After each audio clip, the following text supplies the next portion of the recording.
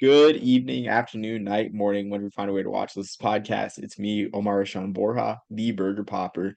I feel that nickname's been catching traction on, so it's going to be a part of my sign-on from now until I stop doing these podcasts.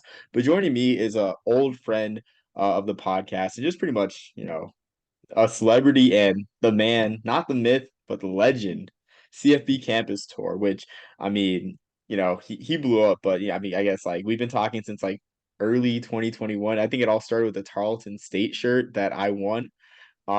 So I mean, but I'm just glad to have him on. It's and just to say, I guess full disclaimer, this is just peak off-season content. I've been branding a lot of podcasts I've been recording lately as peak off-season content. But I guess without further ado, Mike, thanks for joining the podcast today. How's everything going?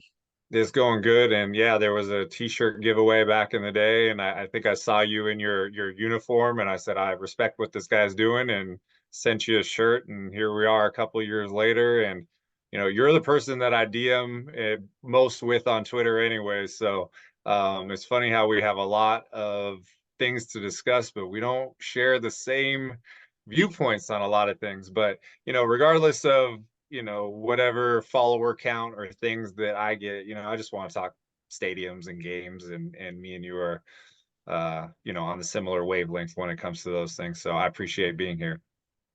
Yeah, I mean, I appreciate you coming on, Mike. Late, but not as late as me for once. For once, I'm the one that's staying up later than the people. The people I usually have on the podcast, Eastern Central Time Zone. But before we start, just make sure you buy one of these bad boys. Everyone that's watching. I mean, I know I Do got the it. glare going on with the obstructed view calendar. Made sure Yes, to sir. move over my bacon wave painting that I painted myself. It's usually in the background, but you got Mike here at Arizona Stadium at the Arizona Bowl with a nice obstructed view. Or I should Beautiful. say not Beautiful. beautiful. It's a great thing for any office or any bedroom, or I guess any workspace. So make sure you get it. You're gonna have to send me the link again for to buy it so I can put it in the bio. But yeah, check out Mike's Obstructed View Calendar Thank 2024. you. Well, you're a great customer. I appreciate it. And those things we got them out at the very last minute, December 15th, and sold 200, which sounds like a small amount, but people get married to their calendars, and if you don't have it by January 1st, you don't want to write on something and go to well. So the publisher told me to claim victory, so I claim victory, and hopefully we'll do it again next year. But yeah, talk about a conversation piece in the office. Why is there showing the back of this head? And there you go, you got a conversation. So thank you again, cfbcampustour.com. It's pretty much the only thing on my website. You can find it if you want. So Yeah, so make sure you get one for sure. And yeah, like it's all fun, the obstructed views and everything. I mean, it just kind of shows, I guess, the greed of some schools in a lot of ways. Building these deluxe boxes, which I think greed will be maybe a key topic in this off-season discussion. But I guess that's a good segue to what our actual discussion is. I mean, I'm all decked out in my gear for the greatest intersectional rivalry in college football, which I mean, I'm pretty sure soon that title is going to be taken by, I guess, some Big Ten rivalry with conference realignment because every matchup is an intersectional matchup in the Big Ten nowadays. I mean, you can talk about that in the comments below or on X. I'm not happy about it, but I'm decked out in my Notre Dame Navy gear, and it's honestly one of my favorite rivalries. I'm pretty sure I'm one of the few college football fans that have it in their top 10. I mean, if not top five, maybe. I haven't ranked my rivalries in a while. But yeah, also got this Notre Dame Navy Cup from 1986, Baltimore Memorial Stadium. Anyway, nice. but yeah, I'm here because Mike is in most cases, which he's gonna kind of clear the air a bit. In most cases, he is a staunch opponent of neutral site games. I think you've gone on record of saying like there's only like three or so games that should annually be neutral site games: Red River Rivalry, Florida Georgia, and of course Army Navy. Well, I want to add a fourth one biannually, Notre Dame Navy, of course, but I'll let you I guess explain that opposition to neutral site games. So preface everything by saying I have been working on a goal to attend a game at all 261 D1 schools since 2017. I'm at 211, which leaves 50 left. They're all in the FCS. And Saturdays are very valuable to me because I'm trying to accomplish this goal. And so the neutral site games that you're referencing, they don't help me with my total. And even though, the Red River Shootout and the world's greatest cocktail pirate party and the Bayou Classic, those are, Army Navy, those are all gigantic games. I haven't been to any of them because I am trying to accomplish this goal as quickly as possible. So that being said, I wanted to say that because I am not like those games are terrible. They're just not a priority to me. That being said, there's I would love to see Army Navy on campus. I know the stadiums are not big enough, but I would love to see that. Georgia and Florida have two iconic SEC stadiums that both hold over 80,000 people. There's no reason to alternate that. Same thing with Texas, Oklahoma. I do love the Cotton Bowl, so that one there, so and then the Bayou Classic, I remember that I think they played in Shreveport during COVID, so that was another place to see. But it's hard to stop when, you talked about greed as the segue. You can make more money in these places, so I totally get it. But that being said, I do believe in number one, the home road dynamic at a game. I think there's nothing better than that, than being a fan there. You recognize the majority of the crowd, the minority of the crowd, and I just love to see that play out. Also, I love games in college football stadiums, and most of these neutral site games are not in college football stadiums, and they're not being played in, for the most part, in old NFL stadiums like Lambeau. They're in newer indoor stadiums. So it really just comes down to, and I guess the last thing I'll say is we get neutral site games from mid-December all the way till mid-January when it comes to bowl season. And the amount of bowls in 1980 was 15, and then 19, and then 25, and now it's 43. And I'm not saying more football is bad, but I am saying that the entire last month of the season is all neutral site games. So there's my disclaimers, and hopefully people think I'm rational with those viewpoints. I think you're rational. I do. And I agree for the most part. I guess like especially like for I mean we all have our own goals. My goal, I guess. I made it my goal before I think in 2022 when Army Navy said they're doing they were like rotating stadiums like the next 5 years. I made it a goal, an easy goal. Of course, like 261 stadiums for me is just like it's crazy. It's crazy for me. But for me, I'm like, you know what? I'm gonna go to a Notre Dame Navy game in every NFL stadium and Ireland, which I guess I'm close to the end of my goal because sadly in San Diego, Qualcomm's SDCCU Stadium demolished. The game's probably never gonna go back there at 35,000 seats, Snapdragon Stadium, which you've been to Snapdragon. I'm pretty sure the biggest complaint is the lack of shaded areas and other things, if I'm not Yeah, mistaken. so yeah, I went to the grand opening in 2022. It was the hottest sporting event in the history of San Diego. To get on national TV, they played at a 12:30 slot.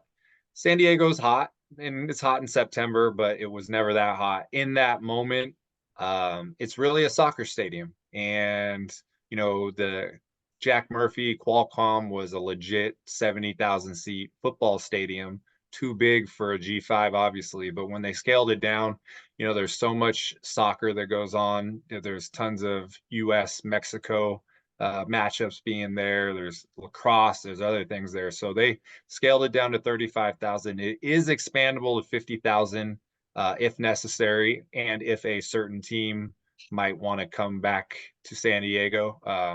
But we don't see that happening.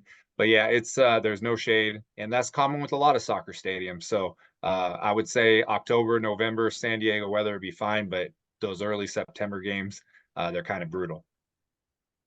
Right. So, I mean, that being said, San Diego's crossed off the list. So right now, Yep. I mean, I know for sure, when I saw Notre Dame Navy 2024, and I only say this, I want to make this a disclaimer for my Army fan friends. Of course, I'm a West Point grad, but I only do this because Army has only played Notre Dame 6 times since 1985. We don't do cool stuff, and it's funny because at the airport, I ran into at the airport in Dublin, I ran into Xavier Arline, and I heard a kid. It's funny how I didn't think I'd run into anyone on Navy. I just heard a kid say, "Hey, that's Xavier Arline," and sure enough, I'm like, "Wow, hey, that's Xavier Arline." And so I was like, "Hey, can I just get a selfie with you? I'm a big fan of your game." And I said, "By the way, I'm a West Point grad. I know you think it's weird, but I wish we did cool stuff like this." Which we'll talk about the cool stuff later on in this podcast for Army. But yeah, like it's just cool to see Navy play Notre Dame. That rivalry just the I guess how it's rooted in friendship from World War II, with like the naval officer V-12 program, which like all history aside, it's also I think it's the game being at MetLife Stadium, which I'll talk about MetLife a little bit later, but with the game being in the New York metro area, with it being at an NFL stadium, it feels like a more national game. This might be a hot take. Notre Dame Navy feels like a more national game than Notre Dame Shamrock Series because yes, Notre Dame is a national program, but the Shamrock Series is very regional in nature, like playing, BYU in Las Vegas. Like it's a nationally relevant game, but of course it has like a Western flair. Same thing for I think trying to think, let's see, 2018, yeah, 2018. Notre Dame Syracuse. They aren't playing a hugely nationally relevant program in Syracuse, even though they're ranked in 2018. They're still playing a New York program in New York. When they play Navy at whatever NFL stadium, even in Baltimore, even if it's at East Rutherford, New Jersey, it's a truly national game, and it truly captures the spirit of when Newt Rockne started this rivalry, where he wanted Notre Dame to outstep it to. I guess Newt Rockne and the Notre Dame administration saw Navy and Army as academic sort of peers and just programs with a similar kind of, I guess, outreach.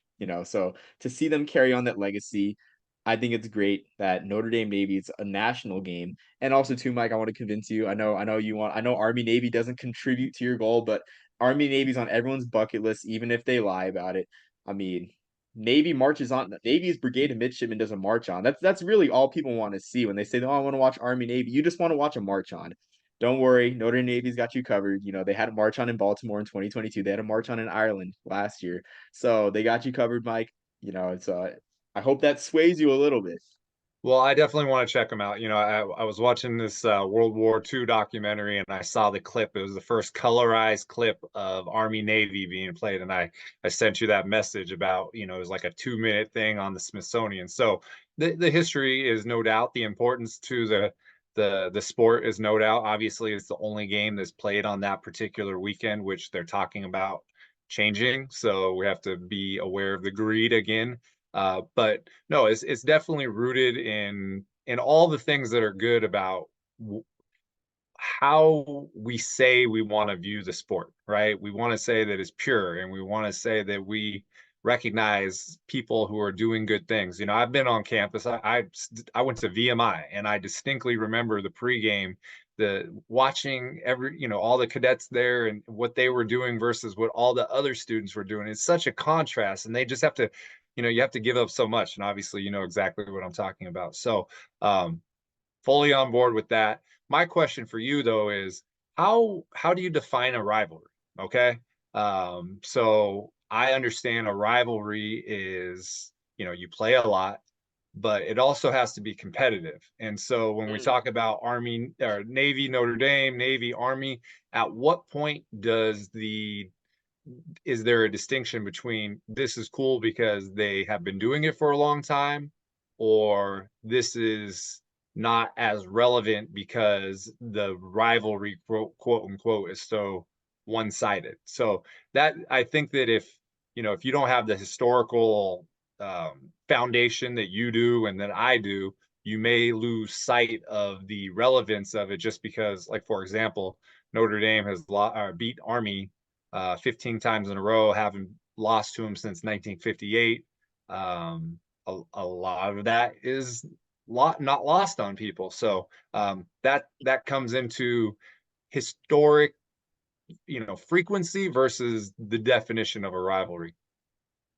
I mean, shoot, the first way to answer that question is there ain't no trophy like a Rip Miller trophy party because a Rip Miller trophy party don't stop. I'm kidding, but I think it's a good point. I think it's a good point that I guess if we're having this conversation in the BCS era where we're questioning, hey, like, is Notre Dame Navy a rivalry? Notre Dame's won 43 straight times and whatnot. I mean, it's a very valid conversation, but I think rivalry might not be the best word for it. I mean, series, probably. Yes. I mean, that's not to insult my friends at the Naval Academy and everything. I have respect for them. That's the way I approach rivalry, through mutual respect, love it or hate it. But I think in this day and age though, which I mean I was gonna talk about more with like the Army Notre Dame, I guess trying to convince you to go to Army Notre Dame.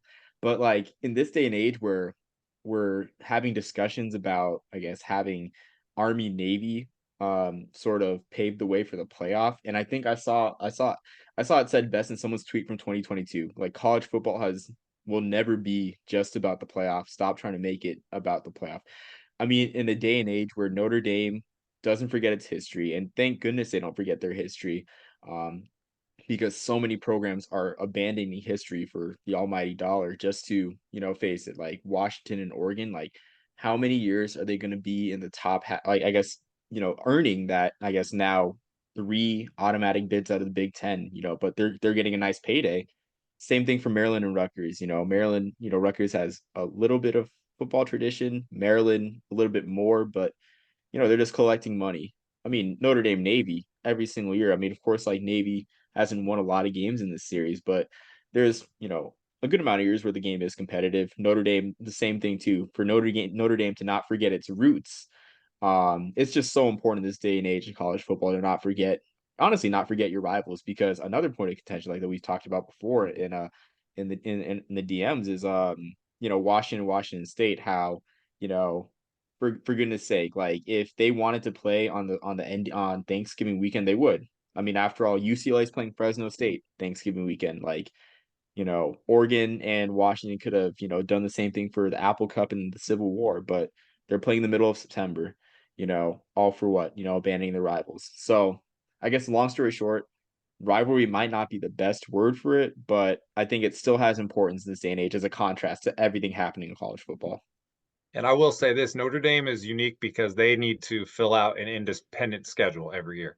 So there is room for nothing is better than knowing 5 years out you got a couple of dates already checked off. So I have no, I mean, they played Stanford forever, they played USC forever. So there is that is, I mean, and you just saw UMass join the MAC, and in 2021 there were 7 independents. Now we're down to 2, UConn and Notre Dame. So there is practical reasons, there's historical reasons. So Notre Dame is uniquely positioned in college football, and we all know that. Um, touching on the Washington State, like I live in California, I'm in Pac-12 territory, and um, what's happened for the Pac-12 is both very sad and predictable. And the reason it's predictable is if you want to go out and trash a conference for a decade, 15 years, and then that conference tries to go negotiate a lucrative TV contract, what are they going to say during the negotiations? They're going to say, you guys are the lowest tiered power conference. You don't bring to the table what everybody else does, and it diminishes the product. And so they went around and what I heard was 8 of the 12, they were offered $30 million. They went around and didn't get that back because they wanted 50, and in the end 8 of the 12 teams ended up with $30 million anyway. So it's sad because variety and distinct type of play and regionalization is good for college football. And as much as you see those maps that say the last 15 or 20 national championships, and it's the state of Georgia, it's the state of Florida, it's the state of Alabama, and one in Ohio. That's cool to recognize where it is, but if that's all there is, it's going to really shrink the interest of the product, which is already shrinking over in the West Coast to begin with. But Washington made the national championship, and even if they're a Big Ten team, they're still a West Coast team. So you have that to look for. But there's a lot of moves that I'm not in favor of. But the way that they're trying to make everything about the playoff is very disappointing because college football is a regular season sport. And, you know, Alabama played Texas and they played Texas at home, and Alabama beat them, or Texas beat them by 10. And that's an eliminator game. And if we go, the scenario that I always talk about is Georgia 12-0, Alabama 12-0 in the SEC championship. What's the incentive to play that game? Because they're both going to get in the playoff. They might both still get a bye.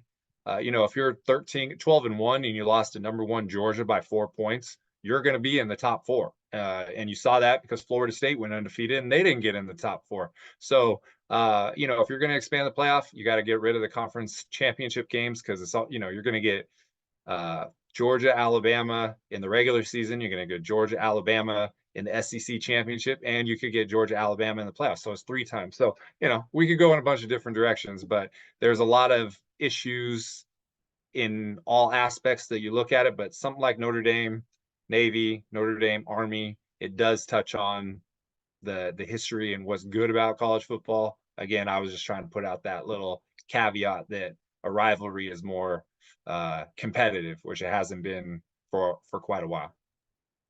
Yeah, that is true. I mean, I know there's a good amount. I guess Notre Dame fans are just like they're 50-50 on Notre Dame Navy. It's a very polarizing topic for sure. This year's game though, I guess it'll mark the eighth time looking at the press release from MetLife Stadium, the eighth time that the MetLife Sports Complex, excuse me, aka the Meadowlands, has hosted Navy Notre Dame. Of course, Notre Dame has a great and long track record at the Meadowlands. They have played Navy there 7 times before. They're 6-1 against Navy. They played in a couple of kickoff classics. I think they're 2-0 in those, so that brings it 8-1. They beat Rutgers twice, 10-1. So I think overall they are 12-1 all time at the Meadowlands. So I mean, it's hard to tell the story of Notre Dame football without the Meadowlands. So I urge you that you walk into MetLife. If you do decide to go to Notre Dame Navy on October 26th, 2024, just realize you're walking into a Notre Dame Stadium Northeast, if you will. So it's not the Meadowlands that they played in forever. How many times have they played in MetLife? Have they ever played in MetLife? One. Once. Okay. So, so that's and I know that we're going to get into the Yankee Stadium talk here in a little bit too, but I get it. I went to Notre Dame's campus in November and I spent 6 hours on the campus and I got to go to every trophy room, every, library, every statue. And that place is incredible. And there's no way to not get caught up in the romanticized part of college football. They got the Four Horsemen statue. They got all the Heisman's there. They got, statues of all the national championship coaches. You look at the outside of Notre Dame Stadium and the improvements that they made and how they wrapped it just like they did Florida State. And it really is a special place. And just because they haven't won a national championship since 1988, that is separate from the significance that they bring and what they represent to the college football world because nobody has this history track record going all these places. You're touching on a couple places, but there's so many cities that they have. Chicago and New York and Baltimore, and you talked about saying they've been everywhere and put their roots in the ground. I mean, I even read that the only 2 losses that Newt Rockne ever had was at Nebraska back in the. So they have something with Nebraska. So it's all this stuff. So I believe it. Just because it's not the same physical building doesn't necessarily mean that it's diminished. So I get what you're saying. Am I going to go to that game? I don't, probably not, but I do understand someone with the national importance of Notre Dame going back to regions where they have a long history. Yeah, I think that's great. Yeah, like what you said about the roots, just Chicago and everything. Even like when they went back to the Soldier Field, even though it's not like the same Soldier Field, and we both know it and we both hate it, we can agree on that. But it's cool to see them in Chicago and everything, like which Notre Dame Navy has been played once in Chicago. But yeah, just setting those roots down, and I mean, of course, we all know that Notre Dame Navy 2024 will be a test run. I guess handling the huge crowds for the 2026 World Cup final. I know they're going to go off the Notre Dame, how they handled the Notre Dame Navy crowd in terms of security and everything, and copy that directly with the 2026 World Cup final. So it'll be an important game worldwide. And like you said, I mean, you're not swayed, but hopefully you're swayed with the main game, the main event of our agenda for our podcast today, Notre Dame Army 2024. And I think for me, I've honestly, this game hasn't left my mind for obvious reasons. For since it was formally announced, because it's been like in the works since 2021. Because I think, like we said before, like this time in college football, it just comes at just a crucial time where it's just like honestly, going back, like Notre Dame going back to like its roots and everything. Like it's hard, like Army, I guess, interestingly enough, like Notre Dame beating Army is just an important part of Notre Dame's history and like where they are right now. I mean, everyone knows about Notre Dame using the forward pass to beat Army in 1913. So much so that people think that Notre Dame invented the forward pass, which is just simply not true. Read a book, please, everyone. But 11 and then of course like 11 years later, the Four Horsemen, which I'll go more into detail. And then 6 years later, of course, win one for the Gipper that came in at halftime of a game against Army. So it's hard to tell like all these Notre Dame myths, and that's just the thing. That's just the thing. The Four Horsemen, they probably aren't in the top 100 or yeah 50 definitely your top 100 college football players of all time. Like I'll be honest, I'll be real about that, but it's just a thing that we're missing nowadays where video clips are so easily available. You can watch every game if you wanted to, or any game of the country if you wanted to through an online stream or on TV. But what college football is missing, for better or for worse, is myth making. And the Four Horsemen is honestly college football's greatest myth, comparing four running backs from Notre Dame to the Four Horsemen of the Apocalypse. Like, was it an exaggeration? Absolutely. But that's all you had in those days. All you had was your imagination and just, I mean, getting back to those roots and just getting back to the myth making, because that's how a lot of players became legends in those days. Red Grange and Galloping Ghost for Illinois. I mean, Jim Thorpe and all guys like that, myth making. So I think it just comes at a crucial point as college football strays away from its roots. Just to see Notre Dame go back to Yankee Stadium, which I mean, and even then, I guess I'll throw in like the whole 12-team playoff again, like 1946 Army Notre Dame Yankee Stadium. You got a 1 versus 2 matchup, of course, called the game of the century. We get like two games of the centuries a year, 1 versus 2. It seems like. So I'll leave it with that. I'm getting chills already as it is. Yeah, well, a couple things. I watch, when you look at you're talking about the 46 game, the 45 and 44, those were Army blowouts. So, that was really where Notre Dame brought a different element, and it still wasn't enough to knock off Army. So, I the other day I sent you that clip for the 1968 Morgan State versus Grambling game that was at Yankee Stadium, and just to see the pageantry and the anticipation coming around that game. I went to the Fenway Bowl this year, and that was it was really cool, and I wasn't expecting it because uh, I've been to a couple of football games in baseball stadiums at, the Giants Stadium in San Francisco. San Diego was a multi-purpose stadium, so when you could see the configuration there.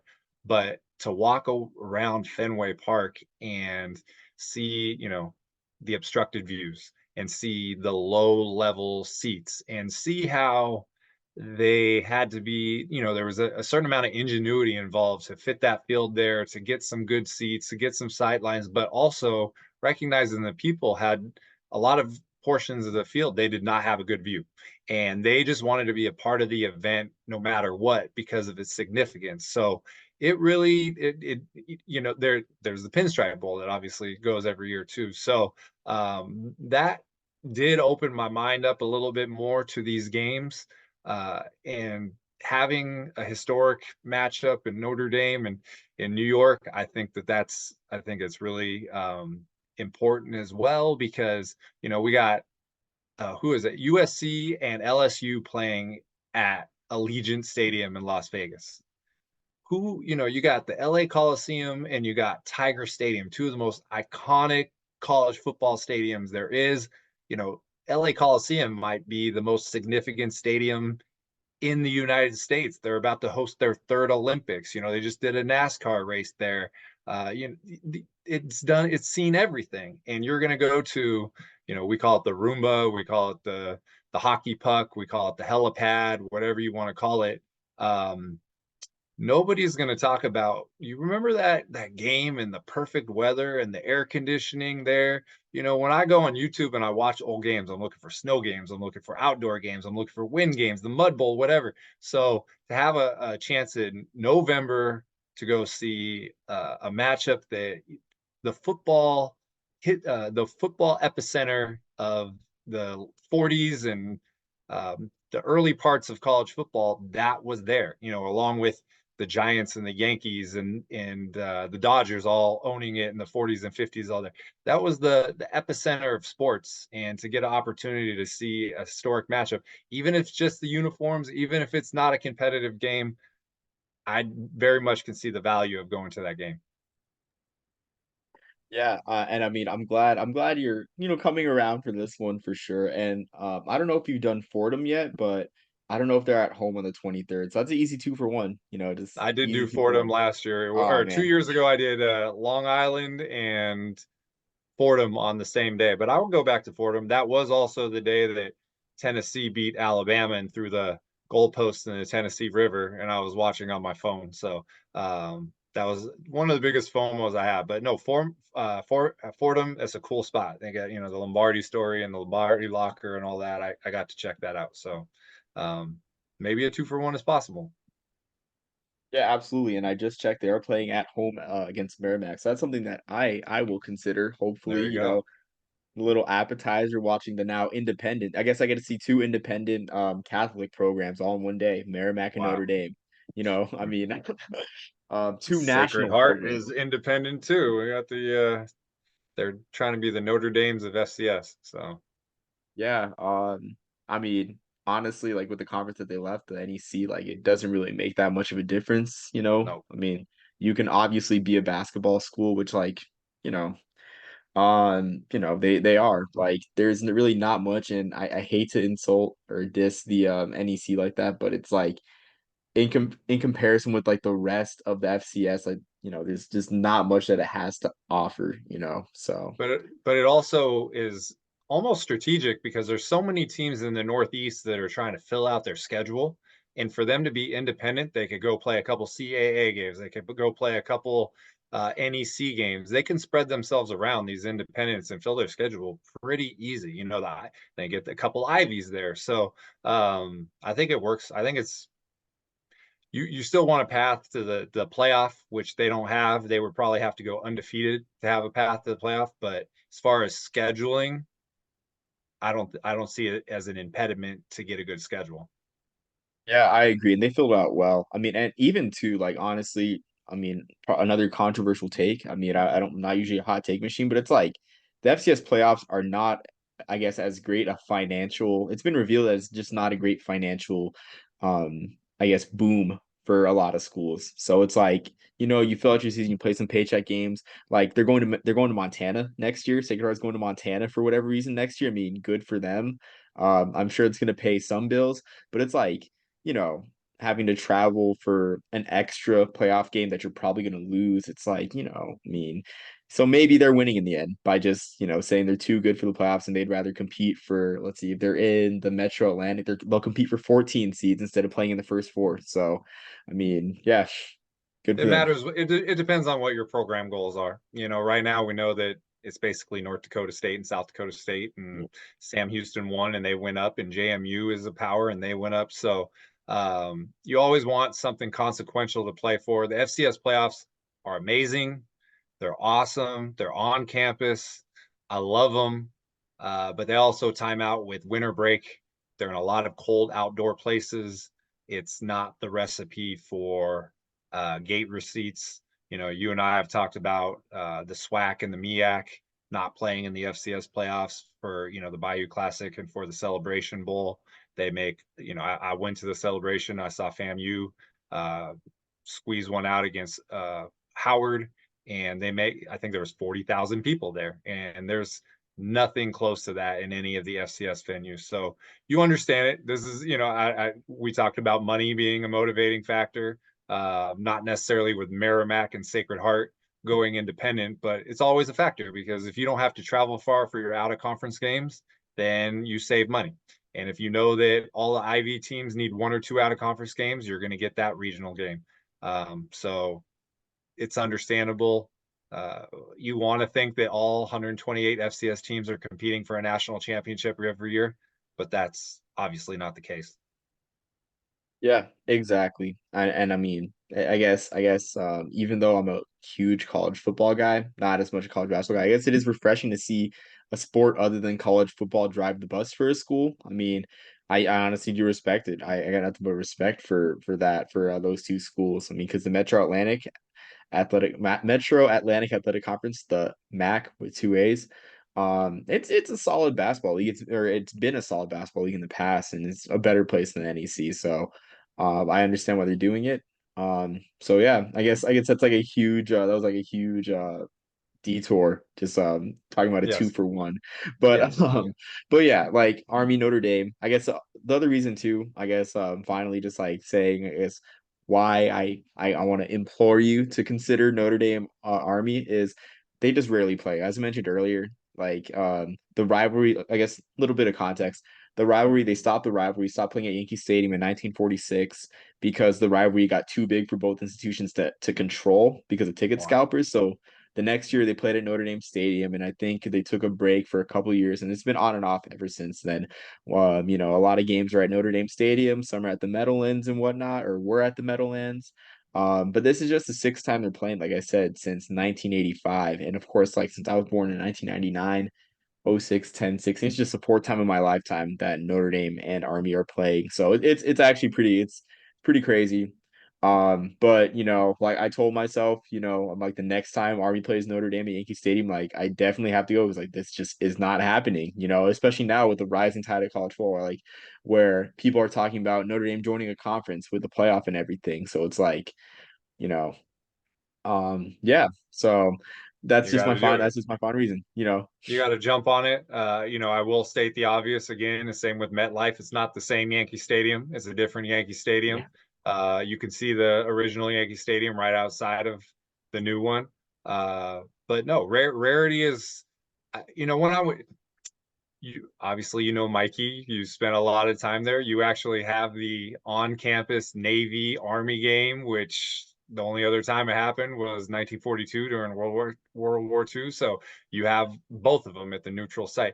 But when you go to Mikey and you're in that end zone and they got all the national championships all displayed there, and I do a lot of historical tweets of stadiums and I try to show them developing over the years, and to see Mikey in the very beginning, just a little U shape with everything looking out at the reservoir there, and just to see the growth, it captures the imagination. And then you combine that with the history of Notre Dame, and you could look at Notre Dame Stadium, even 20 years ago, look at it, and it has made a monumental jump. So you have programs that were the best of the best forever, and they've both progressed. Obviously Notre Dame is still national prominence. Army, a lot like most of the Northeast schools, are not investing and not competitive the same as they were back in the day. But that, again, the pageantry to get them on the same field, and if they really can, I didn't know that fact about they had to shut it down because it was such the high demand. But to get these matchups, especially during rival or conference time, you're going to get the same matchups everywhere else. To throw in a series matchup like this that's unique, that's only been played a few amount of times in the last 25 years, it sounds exciting. Yeah, and I mean, I'm glad that, you think it sounds exciting, like I am. So hopefully I convinced you, a good amount to consider it a little bit more. I know I'll be there for sure just for this monumental moment. Even if Army loses by a lot, it'll still be an honor to be there. They And got of to course get Notre you Dame maybe. they got to get you a credential so you don't have to come out of pocket so much. So I whoever's know. listening here, we there's certain things that are not worth begging for, and there's certain things that are. And that you're the fact that you're platforming this, the fact that you're a grad, you're one of the few people that will emphasize this history here. I want to really listen when the game starts coming around to see if national media picks up this storyline like you. Credentials, you don't, my philosophy. I don't need to be in the press box. I just want to be able to roam the stadium. And so for someone like you that loves stadiums, that loves history, has a direct connection as a grad, and is highlighting this, I hope that someone out there, when the time comes, can do you a solid, because I know you're a regular guy, and I know that you've made a lot of sacrifices in your life for our country and what you're doing with your career. And for a person who had the national championship ticket that I spent $1,285 on to be comped by a ticket company, I can tell you how big of a, you know, a monkey off that my back that was to do that. So hopefully somebody out there, I might have to make some DMs on your behalf if I have a Hey, little bit of juice. But I hope that really that you get some good treatment out there, whether it be a media credential, a reduced price ticket, a comp ticket, because very few people are cognizant and platforming this matchup like you. geez, well, I really appreciate that a lot, Mike, and I hope it does happen too because, yeah, I would love to bring a family member because, I mean, I already I think it's like common knowledge, maybe not common knowledge, but like a few friends, including you, know that I am now a Notre Dame season ticket holder. For for just for this game. I proudly wear the banner of being a Notre Dame season ticket holder. So let the scalping begin. So I mean, I don't ask for any handout or whatnot, but it would be nice. And I think I might have a connection for credential, but we'll see when it gets closer. So I It's can not a get handout that if ticket. you're adding to the game, you know. So I'm the last I have a decent following on Twitter, and there are plenty of times where I'm like, I want to ask for something, but I don't do it, you know. And I know that you're the same way, but there are certain circumstances where you want to cash in that chip, and hopefully somebody does. You know, it reminds me of COVID. I was a Temple season ticket holder. I was a Southern Miss season ticket holder. I was a Jacksonville State, North Dakota, because those were the only way that you can even go to one game. So you're Notre Dame, it's not like you're getting, and I'm not trying to throw shade on anybody, but Middle Tennessee State. You're not buying Middle Tennessee State season tickets. You're buying Notre Dame season tickets for one game that's not even in South Bend. So that is, what's the saying? Put your money where your mouth is. You did it 8 months ahead of the game. Um, so we'll work on it. If you have that connection, work it. If not, it's only right. So hopefully we can get this message out there. Yeah, no, I do appreciate that, Mike. And I guess on the Notre Dame behalf, I'm a proud Subway alum. Like I said, I've been in the last few Notre Dame Navy games. So Subway alum class of 2021, just I don't know if people still use that term for Notre Dame fans. But yeah, proud Subway alum. But yeah, I really appreciate the plug. Hopefully something works out. We'll hope. But if not, I'll be there either way, no matter what. Like taking it all in, just like 11-year-old Omar was on in November 2010, watching Army get beat 27-3 on primetime on NBC at Yankee Stadium. But it's Memories. okay because it was at Yankee Stadium. Yeah, that was a different time in Army football. Well, I will tell you the Notre Dame effect affected me last year. I had planned to go to Ohio State at Notre Dame. That and Valparaiso was playing at 1 o'clock, and Notre Dame was playing at 7:30. I was going to double that up. I've been waiting for that double for a long time, and the cheapest ticket was about $550. And it's one thing if it's this game like it's another thing when you're going to 70, 80, 90 games. It's hard to allocate that much money towards one regular season game, no matter how big it is. So I changed to Florida versus Charlotte, and I went to Stetson. They played Butler at noon, and I got a credential to the Stetson game, and I paid $24 for the Florida game. So I wanted to go see Notre Dame. I wanted to see that, and that game was one of the best games of the season versus Ohio State, and I didn't get to go. Well, I chose not to go because of the price. So you're identifying one game way out there, but I was directly impacted by the Notre Dame effect last year, so I'm cognizant of it as well. Yeah, no, it's crazy, and that's actually what the ticket guy from Notre Dame just so we're talking about Shamrock Series tickets, and he's like last year it was the highest get-in price for any regular season game, and I was like, wow, I mean, so we'll see, it'll all work out. Um, but yeah, Mike, do you have anything final to add to plug before we sign off? Well, you said this is off-season content Yeah, at its Pete. finest, so not really. I'm gonna try to hit some spring games. I am going to the Notre Dame spring game. So November 20th is Notre Dame spring game. In the morning, there's a lacrosse Notre Dame game, and then right after is Notre Dame baseball. So I might be trying to hit a multiple events there. The day before, I'm going to Wrigley Field. The day before that, I'm going to Indiana spring game.